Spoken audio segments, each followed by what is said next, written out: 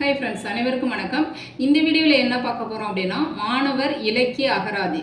இந்த புக்கில் பார்த்தீங்கன்னா டோட்டலாக 320 பேஜஸ் இருக்குது. அதில் வந்து ஃபஸ்ட்டு 10 பேஜஸ் வந்து நம்ம 10 நிமிஷத்தில் ஷார்ட்கட்டோட பார்க்க போகிறோம். எப்படி வந்து 10 பேஜஸை 10 நிமிஷத்தில் முடிக்க முடியும்னு நீங்கள் கேட்கலாம். நான் வந்து குரூப் 4 2025 கேட்கப்பட்ட கேள்விகளை வைத்து அனலைஸ் பண்ணி ஃபில்டர் பண்ணி கொடுக்குறேன். இது எப்படி நீங்கள் வந்து அனலைஸ் பண்ணுறீங்க அப்படிங்கிறத நீங்கள் எதிர்பார்க்கலாம். எப்படி அப்படின்னா, இப்போ வந்து அவங்க டிஎன்பிசி கொஸ்டினை பொறுத்த வரைக்கும் நம்மக்கிட்ட என்ன தெரிஞ்சிருக்கணும்னு எதிர்பார்க்குறாங்க அப்படின்னா, சங்க காலத்திலேருந்து தற்காலம் வரைக்கும் ஆட்சி செய்யும் முறை, குடும்ப வாழ்க்கை முறை, இதெல்லாம் வந்து நமக்கு தெரிஞ்சிருக்கணும்னு நினைக்கிறாங்க. அப்போ ஆட்சி செய்யும் முறை இதை பற்றி குறிப்பிடுவது எது அப்படின்னா, புறநானூறு சங்ககால இலக்கியங்களில். அடுத்தது குடும்ப வாழ்க்கை முறை, அது வந்து அகநானூறு. அடுத்தது வந்து ஐவகை நில மக்களை பற்றி தெரிந்து கொள்ளணும்னா ஐங்குறுநூறு. இப்போ கலித்தொகைங்கிறது போர் செய்யும் முறையை பற்றி குறிப்பிடும். அதே மாதிரி இப்போ சிலப்பதிகாரம் பார்த்தீங்க அப்படின்னா பாண்டியர்களுடைய ஆட்சி முறையை குறிப்பிடும். அது மாதிரி நம்ம அனலைஸ் பண்ணி அவங்க எந்த பாயிண்ட் ஆஃப் வியூவில் கேட்டிருக்காங்க அப்படிங்கிறத அனலைஸ் பண்ணி தான் நான் வந்து இந்த 10 பேஜஸில் 25 வார்த்தைகளை வந்து ஃபில்டர் பண்ணி எடுத்துகிட்டு வந்திருக்கேன். இப்போ ஒவ்வொரு சொல்லுக்கும் பார்த்தீங்க அப்படின்னா பக்கத்தில் பே அப்படின்னு இருக்கும். பேன்னு இருந்தால் பெயர்ச்சொல், வீண் இருந்துச்சுன்னா வினைச்சல். ஓகேவா? இப்போ இதுக்கான பொருள் வந்து வயிறு, நடு இடம், உள்ளிடம், உடலின் உள்வாய். இப்போ இதுக்கான ஷார்ட்கட் பார்த்தீங்க அப்படின்னா, பூமிக்குள்ளே தகடு இருக்குது, உடம்புக்குள்ளே அகடு இருக்குது. அது என்ன பூமிக்குள்ளே தகடு இருக்குது? பூமியை தோண்டுனீங்கன்னா உள்ளே வந்து தகடு இருக்கும். அது மாதிரி உடம்புக்குள்ளே உள்ள உறுப்புகள் தான் வந்து அகடு. அப்போ உடம்புக்குள் உள்ள உறுப்பு என்ன? வயிறு, நடு இடம், உள்ளிடம், உடலின் உள்வாய். அப்போ இதுதான் வந்து உங்களுக்கு ஷார்ட்கட். பூமிக்குள்ளே தகடு இருக்குது, உடம்புக்குள்ளே அகடு இருக்குது. அடுத்தது அட்டு. அது வந்து என்னென்ன பொருள் அப்படின்னா, அழித்து, கொன்று, சமைத்து, வென்று, சமைக்கப்பட்டு, குற்றி, வருத்தி. இதுக்கு ஒரே வார்த்தை தான், அட்டு முடிஞ்சிட்டு. ரைமிங்காக இருக்கா? அட்டு முடிஞ்சிட்டு. என்ன முடிஞ்சிட்டு? அழிச்சு முடிஞ்சிட்டு, கொன்று முடிச்சாச்சு, சமைச்சு முடிஞ்சிட்டு, வென்று முடிஞ்சிட்டு, சமைக்கப்பட்டு முடிஞ்சிட்டு, குத்தி முடிஞ்சிட்டு, வருத்தி முடிஞ்சிட்டு. அப்போ வந்து நீங்கள் இவ்வளோதான் நீங்கள் முடிஞ்சிட்டு ஞாபகம் வைக்க வேண்டியதில்லை. ஒரே வார்த்தை, அட்டு முடிஞ்சிட்டு. அப்புறம் இதெல்லாம் பார்த்தீங்கன்னா உங்களுக்கு ஞாபகம் வந்துடும். ஓகேவா? அடுத்தது பாருங்கள், அடர் அப்படின்னா என்ன அப்படின்னா தகடு. தகடு எப்படி இருக்கும்? அடர்த்தியாகவும் இருக்கும், கெட்டியாக இருக்கும், இறுக்கமாக இருக்கும். அப்போ அடர்த்தியாக இருக்கும் தகடு, அடர்த்தியாக இருக்கும். அடர்னா தகடு. அடுத்து வந்து அடர், இது வந்து பெயர் சொல்லுக்கு தகடு. வினை சொல்னா வந்து நெருங்கு.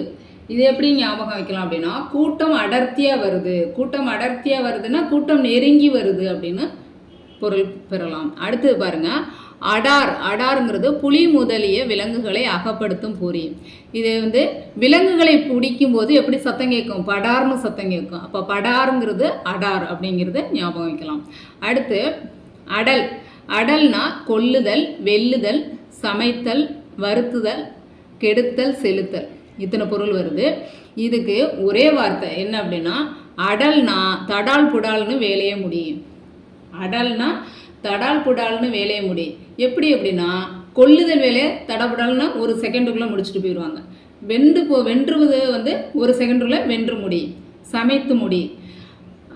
வருத்துதல்ங்கிறது வருந்தி ஒரு செகண்டுக்குள்ளே முடிச்சிரு.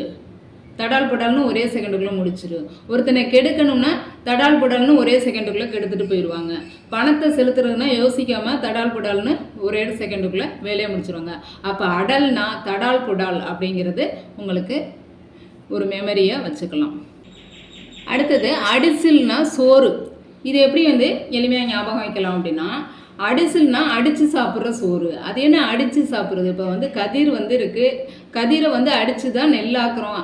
நெல்லை வந்து நம்ம அடித்து குத்தி தான் சோறாக்குறோம். அப்போ அடித்து சாப்பிட்றது தான் வந்து சோறு.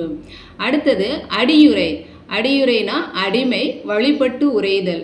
அதாவது அடியுரை, காலடி பக்கத்தில் இரு. ஒருத்தன்ட்ட காலடி அடிமையாக போய் ஒருத்தன்ட்ட காலடியில் அடிமையாக கிடக்கிறது. இன்னொன்று வந்து கடவுள்கிட்ட போய் காலில் விழுவுறது, வழிபட்டு உரைதல். அதான் வந்து காலடி பக்கத்தில் இரு. அடியுரை, காலடி பக்கத்தில் இரு. அடுத்தது அடு.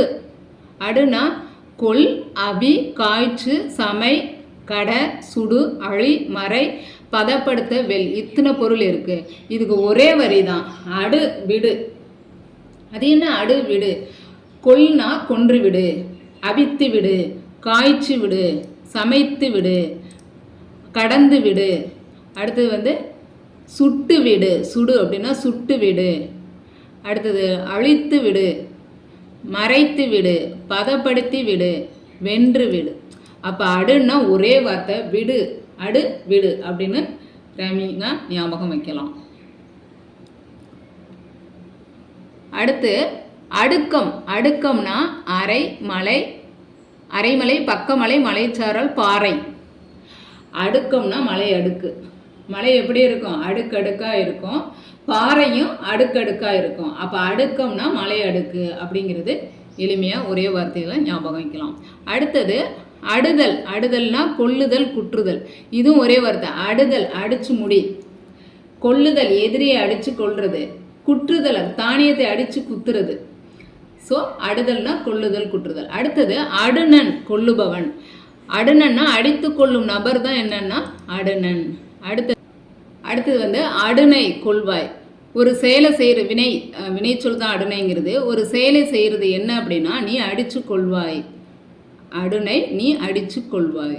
அடுத்தது அடை.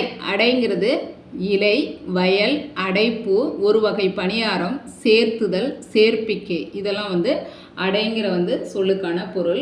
இது வந்து ஒரே வார்த்தை தான். அடைனா அடைச்சிவை அப்படிங்கிற அந்த ஒரு வார்த்தையை மட்டும் மெமரி பண்ணால் போதும். என்ன அடைச்சிவை? இலைனா இலைகளை பயன்படுத்தி உணவை அடைச்சு வைக்கலாம். இலைகளை பயன்படுத்தி உணவை அடைச்சு வைக்கலாம். வயலில் நெல்மணிகளை வந்து அடைச்சு இருக்கும், அதாவது நிறைந்திருக்கும்.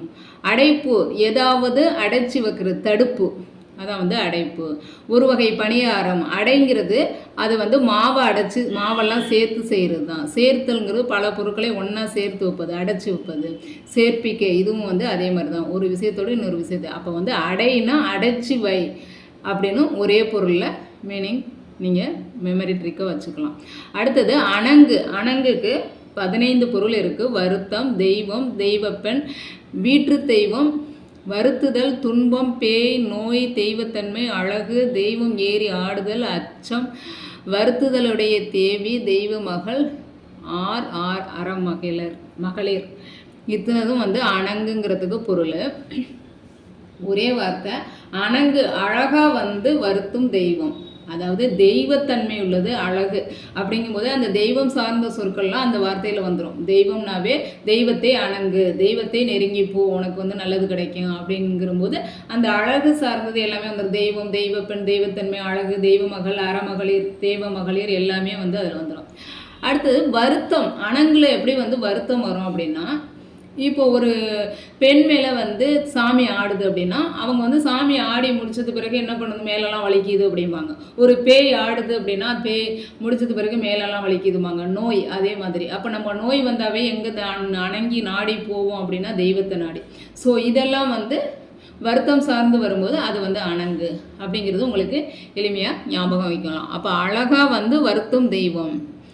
தெய்வம் வந்து நம்ம மேலே சாமி ஆடும்போது என்ன பண்ணும், வருத்தம் என்ன பண்ணும், நமக்கு வந்து மேலெல்லாம் வலிக்கும், துன்பம் வரும். அதே மாதிரி பேய் ஆடும்போது துன்பம் வரும். ஓகேவா? அடுத்தது அனல். அனல்னா தாடி. அதாவது தாடி எப்படி இருக்குது, அனல் போல் இருக்குது. அனல் வந்து தாடி வந்து அனல் போல் இருக்குது. அடுத்தது அதர். அதர்னா வழி. அதர் அதுதான் வழி அப்படின்னு சொல்கிறது.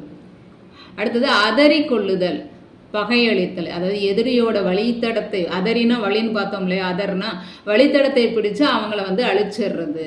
அடுத்தது அதறி திரித்தல். அதறி திரித்தல்னா என்ன அப்படின்னா கதிரை கிடா விட்டு உலர்க்குதல். அதாவது என்ன அப்படின்னா வயலில் கதிர் வந்து நம்ம அறுக்கிறோம் இல்லையா, அறுத்த கதிரில் மாடை விட்டு அதை துணுவாங்க. அந்த கதிர் அதில் உள்ள நெல்மணியெல்லாம் வந்து கீழே விடுவோம், மாடை விட்டு துவைக்க விடுவாங்க. அதை தான் இங்கே சொல்லியிருக்காங்க. அதரை திருத்தல், கதிரை கிடானா ஆடு மாடை விட்டு உலக்குதல். அது வந்து எப்படி எளிமையாக ஞாபகம் வைக்கலாம்னா கிடாக்கள் அதை வந்து அந்த வழியில் போய் திரிஞ்சு கதிரை உலக்கி தானியத்தை பிரிக்கும். திரித்தல்கையிலே ஞாபகம் வந்துடும், அந்த கதிரை வந்து திரிஞ்சு வர்றது. அடுத்து அமரகம். அமரகம்னா போர்க்களம். அமரகம்னா அமரும் இடம் வந்து போர்க்களம். அடுத்தது அமராமை, பொருந்தாமை, அமர முடியாமை. அடுத்து அமரியல்னா அமர்ந்து விரும்பியவள். அடுத்து அமல். அமல்னா நெருங்குதல், செறிந்த, நிறைந்த, படர்ந்த, மிக்க. இது எப்படின்னா கூட்டம் நெருங்கிட்டா அது அமலுக்கு வந்துடும். கூட்டம் நெருங்கிட்டா, நெருங்குதல், செறிந்த, அடர்ந்து, நிறைந்த, நிறைய பேர் கூட்டம் அதிகமாக வரும்போது எந்த ஒரு விஷயமுமே என்ன வந்துடும், அமலுக்கு வந்துடும். ஒரு பிரச்சனை வருது, நிறைய பேர் கூடிட்டாங்க, அப்போ நிறைய பேர் கூடும்போது அது அமலுக்கு வந்துடும். அப்படிங்கும்போது எல்லாமே நெருங்குதல்னா அதிக பேர் கூடுதல், செறிந்தன நிறைய பேர், நிறைந்தன நிறைய பேர், படர்ந்த நிறைய பேர் கூடும்போது அது அமலுக்கு வந்துவிடும்.